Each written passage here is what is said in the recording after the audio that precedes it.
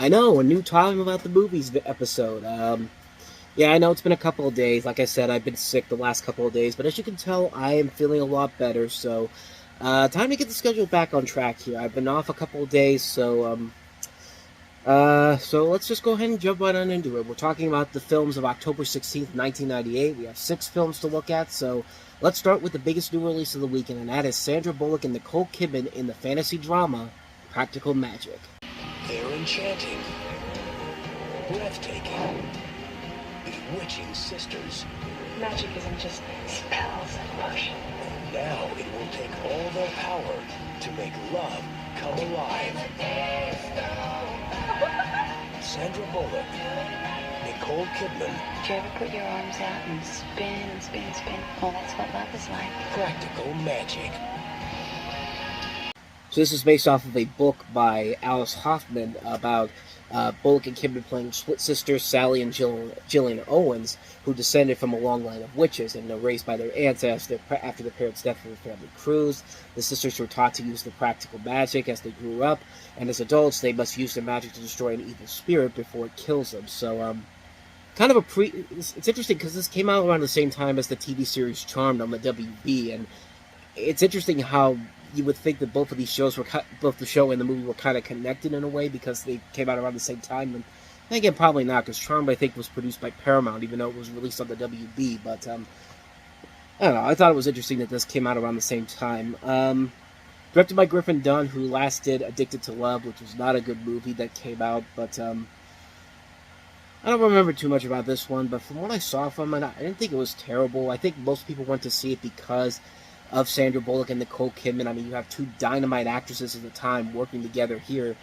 And it certainly was a lot better than Bullock's other film in '98, Hope Floats, which was just a disaster on so many levels. But this, cool concept, interesting ideas overall, but, I don't know, kind of a generic romantic drama, nothing too crazy in there. Got a good cast to it. Stockard Channing, Diane Wiest, Aidan Quinn, Goran Visnik in there.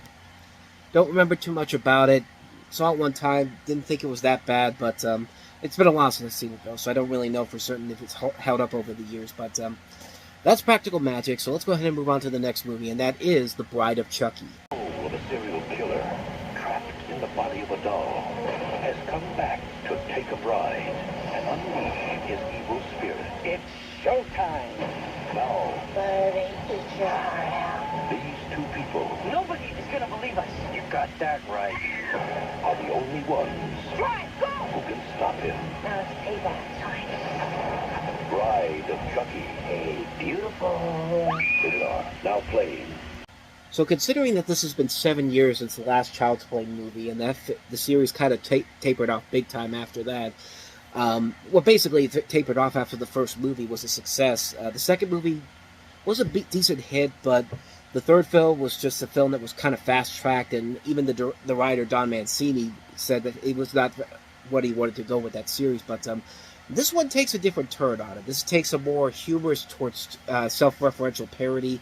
It also departs from the storyline from the first 3 films and basically focuses on Chucky, played once again by Brad Dourif, a doll possessed by a serial killer, and his former lover and accomplice Tiffany, played by Jennifer Tilly, whose soul is also transferred into a doll. And pitch perfect, man. I mean, Jennifer Tilly and Brad Dourif as Chucky and Tiffany just work so well together. I mean, this is a really fun movie, and like I said before, Chucky used to scare the living bejesus out of me as a kid. I remember when I was little and he showed up on Saturday Night Live to promote this movie, I left the room when he showed up on Weekend Update, but I've gone back to it in the years later. It is pretty funny. Like, I do like how Chucky has since become more self-referential than his early days.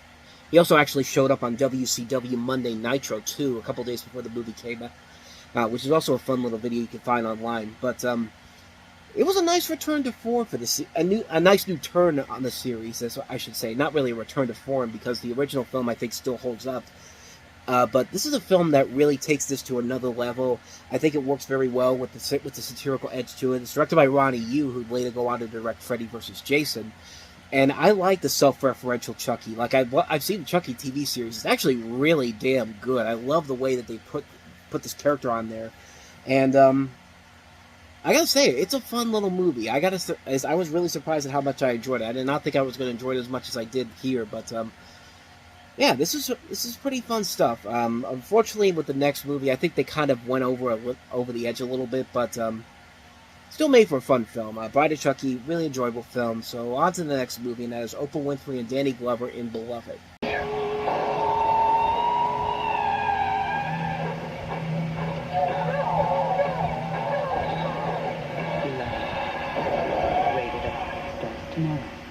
So based on a novel by Toni Morrison that came out in 1987, this is basically following a formerly enslaved person after the American Civil War, her haunting by a poltergeist and the visitation of a reincarnated daughter.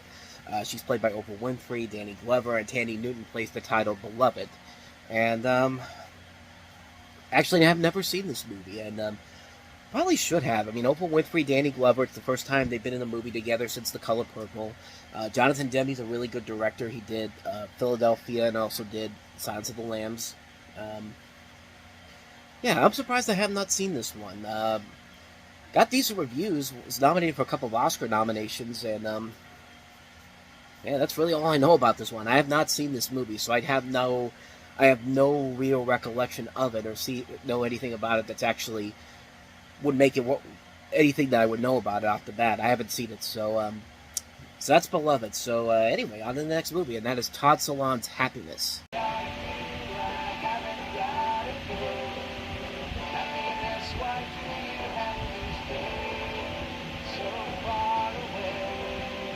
Okay, get a load of the synopsis.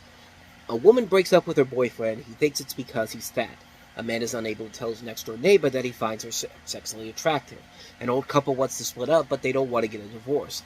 A therapist masturbates to teen magazines. An 11-year-old kid is insecure about the fact that he hasn't masturbated yet. Office workers try to recall the face of a coworker who recently died.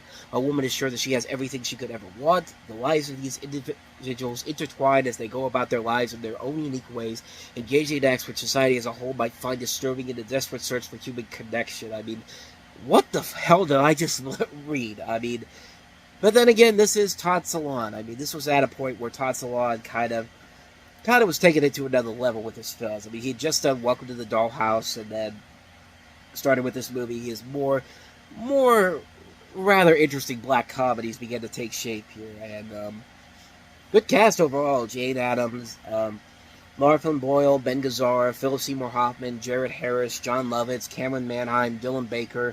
Some notable names in here. So, yeah, it's a weird movie. It's a bizarre film, but it's what you kind of expect from a guy like Todd Solondz. So, not much more to say about that one. That's Happiness. So, on to the next movie, we have The Alarmist. Fine. David Arquette.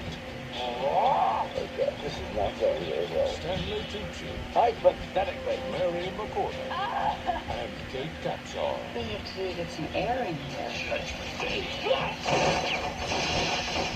No sale here, Mr. Security. The Alarmist.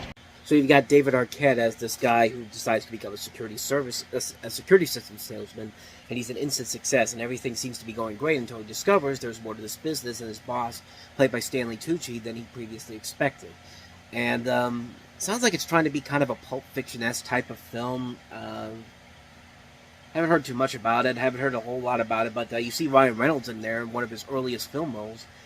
Kate Capshaw, Stanley Tucci, David Arquette, like I mentioned before. Michael Lerner's in here, Clea Duvall. Some notable names in here, but like I said, I haven't seen the film, so I can't really say if it's any good. So, on to the last film, Reach the Rock. A story about making it through the trials and errors of growing up. William Sadler, Alessandro Nivola, and Brooke Langton. Reach the Rock. So this is a John Hughes written and produced film. It's actually the last one to be written and produced by him before his death in 2009, although he'd do other movies under the name Edmond Dantes, which of course is the Count of Monte Cristo. He wrote Man in Manhattan, Drove It Taylor, and Just Visiting in the 2000s, but this was the last film he wrote and produced. So you have a small-town troublemaker played by Alessandro Nivola, directionless and alienated. He ends up spending a night in jail, and he and the police chief, played by William Sadler, engage in a battle of wills and wits. And I've never seen this movie before. I see the reviews for this. Roger Ebert said that it was basically seemed like a ripoff of Planes, Trains, and Automobiles, and moves too slow, very sad. So that's pretty much all I know about that. I haven't seen the film, so I can't really say if it's any good or not. But that's the last film that came out this weekend, Reach the Rock. That's it for this week for Time About the Movies. When we return, 6 more movies to look at, including the very, very good film Pleasantville with Tobey Maguire and Reese Witherspoon and William H. Macy, Kurt Russell in Soldier, Brad Renfro and Ian McKellen at Pupil, Free Riders, Orgasmo, the other Trey Parker and Matt Stone movie that came out in 1998, and also Roberto Benigni's Life is Beautiful. So a lot of interesting movies to look at next time, and we will delve into those on the next episode. But until then, thank you very much for watching, and if you want to see more videos like this, please hit the playlist on the next page, check out the previous episode. Also, don't forget to hit the like and subscribe button if you want to see more videos like this on this channel. So with that said, I am off.